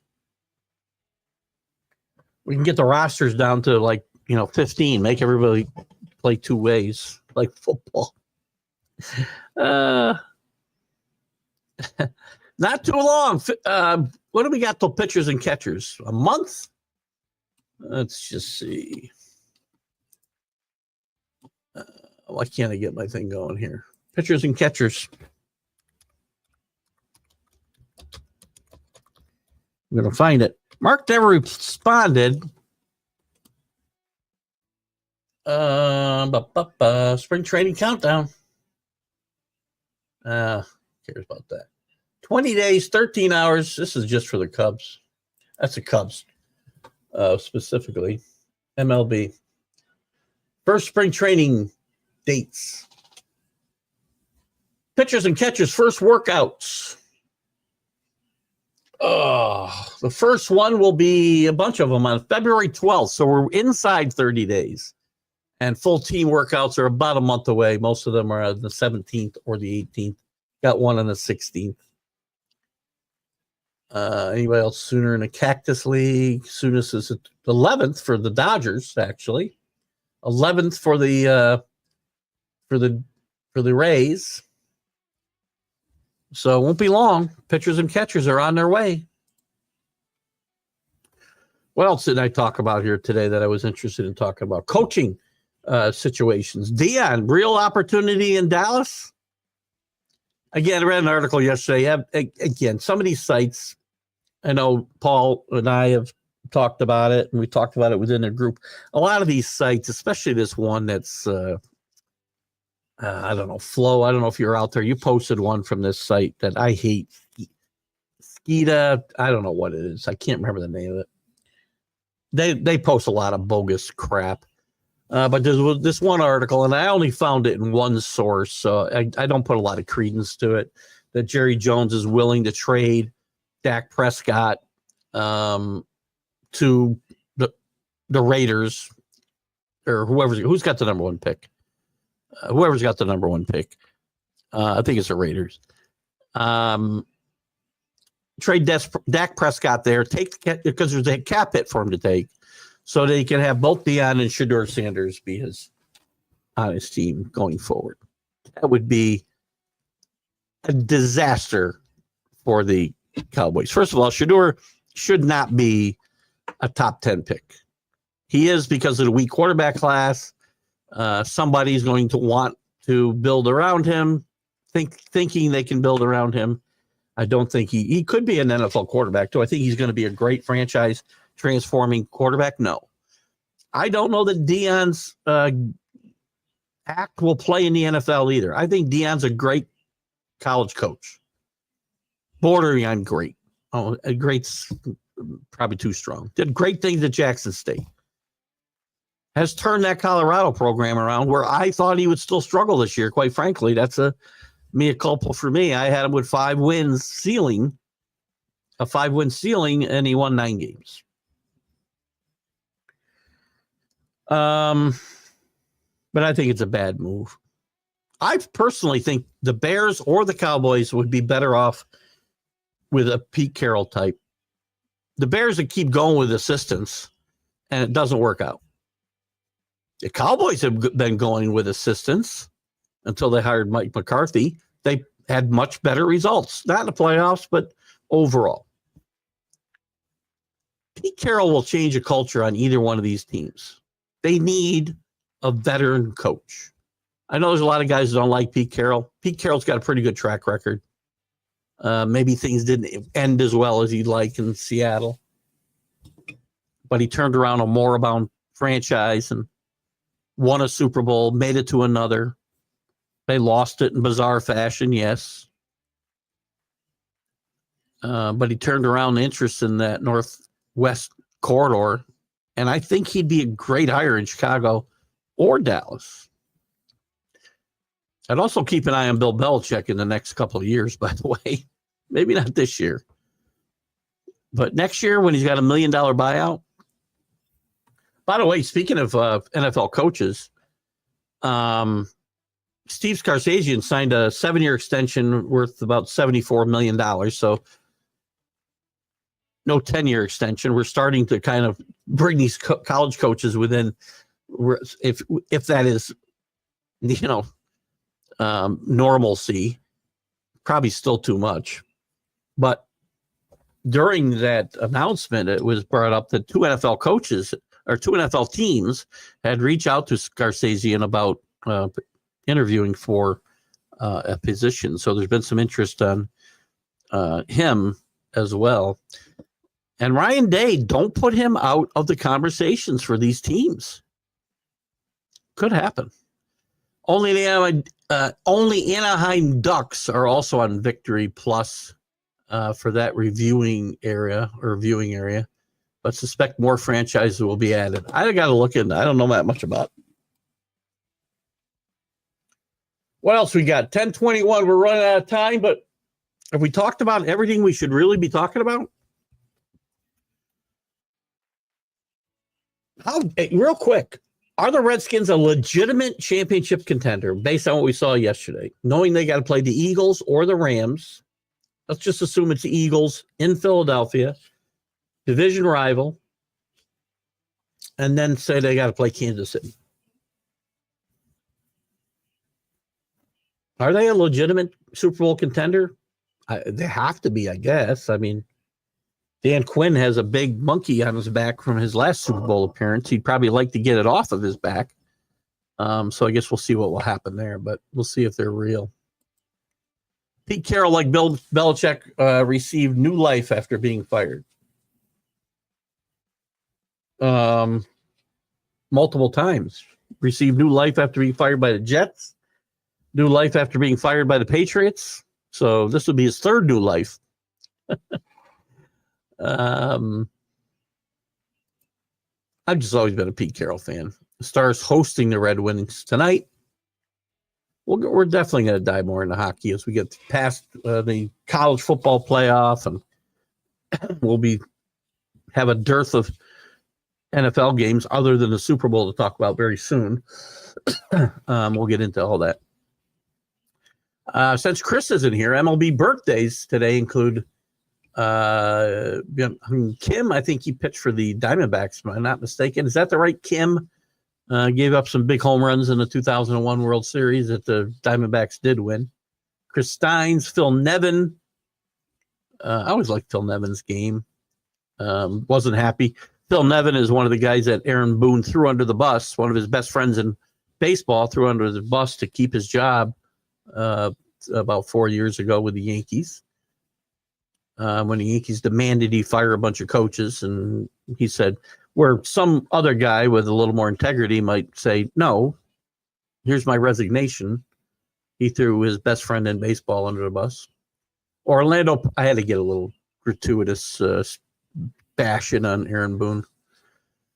Orlando Palmeiro, poor Anthony Young with the Nets. Anthony passed away, I think, didn't he? Not sure. Chris Sabo, John Matlack. John Matlack I sat next to when John Matlack was working for the Astros. I sat next to John Matlack for an entire Valley Cats game up here when he was a scout for the Astros, when they were still affiliated with the Astros. Very nice man. Had a great time talking baseball with him. Rich Gale and Fred Valentine. I've doubted the Redskins in both playoff games, so I've doubted them both. No, I bet them the first week. I didn't bet them last night. The Commanders. Hello, JB. I can't say that word. The Redskins on a roll can play with anyone right now. Daniels is your MVP. He's not the MVP.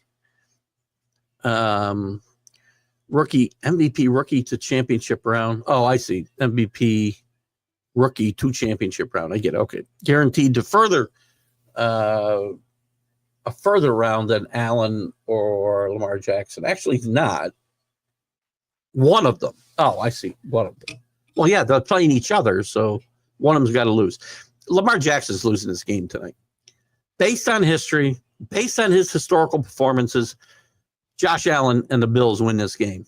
I cannot believe they're a home underdog. I just can't believe it. Redskins beat the Eagles 36-33 on December 22nd. Good call. I don't put a lot of credence in regular season victories when it comes to playoffs. It's just a totally different atmosphere. Now, it does show that they can beat this team. The Eagles are not unbeatable, right? They got a lot of talent. You have a great week too, Drew. We're going to wrap it up here. 10:26. You guys have been awesome as always. I appreciate everybody coming in and spending time with us this morning. Stay out of the snow. If you're going to get snow, it's going to get cold here in the Northeast, so stay warm. One of our neighbors has a missing cat the last 3 days. They got a search party going out for it today because things are going to get really cold, and an indoor cat's going to have some trouble hanging in there in these next few nights. Maybe starting tomorrow night, but hopefully they find her. Guys, we'll see you on Wednesday with the College Football Huddle. Let's go Irish. Let's go Bills. Let's go Eagles. Enjoy the football and enjoy the rest of your weekend. I'll throw a couple more comments up here as I try to get out. You should be like Admiral Boom and Mary Poppins and fire a cannon up every morning. That'd be a topic for the HO meeting. It would be. Thank you for that. And true facts. Everybody have a great weekend. We'll see you soon. Keith Engle for TGI Sports Talks Sunday Stream of Consciousness. Have a great weekend, guys. Football season is here, and SeatGeek is my go-to for buying tickets. Now, with SeatGeek, every single ticket is backed with their buyer guarantee. We've all had plans change, and when you can't make it to the big game, SeatGeek has you covered. They're the only ticketer that allows you to return your tickets ahead of the event for credit with SeatGeek swaps. So when things come up, I know that my tickets won't go to waste. So what are you waiting for? Download the SeatGeek app to maximize your possibilities and shop live events with confidence. You're listening to Keith Engle, the host of TGI Sports Talk on the National Streaming Sports Roku channel.